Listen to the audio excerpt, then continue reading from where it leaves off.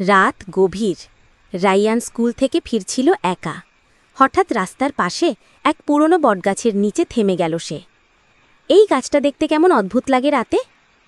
হঠাৎ গাছের গোড়ায় আলো জ্বলে উঠল। রাইয়ান ভয় পেল, কিন্তু কৌতূহল সামলাতে পারল না। রাইয়ান বলল, কে আছো ওখানে? আমি, এই গ্রামের পুরনো গাছ।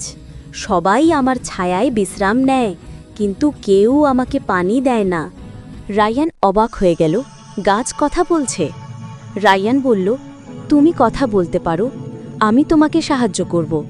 তুমি চিন্তা করো না, আমি প্রতিদিন তোমায় পানি দেব। ধন্যবাদ ছোট্ট বন্ধু, তুমি আমার প্রাণ ফিরিয়ে দিলে। রাইয়ান বুঝল, প্রকৃতিরও অনুভূতি আছে। পরের দিন সকালেই গাছটা নতুন প্রাণ ফিরে পেল। চারদিক সবুজ হয়ে উঠল। দেখো, এখন গাছটা কত সুন্দর। প্রকৃতিকে ভালোবাসলে প্রকৃতি তোমাকে আরও সুন্দর করে ফিরিয়ে দেয়। প্রকৃতিকে ভালোবাসো, কারণ প্রকৃতিই আমাদের রক্ষা করে। গল্পটি ভালো লাগলে অবশ্যই একটি লাইক করবে, আর তোমরাও প্রকৃতিকে ভালোবাসলে কমেন্ট করে জানাবে। আর এমন শিক্ষামূলক কার্টুন ভিডিও পেতে চ্যানেলটিকে সাবস্ক্রাইব করো।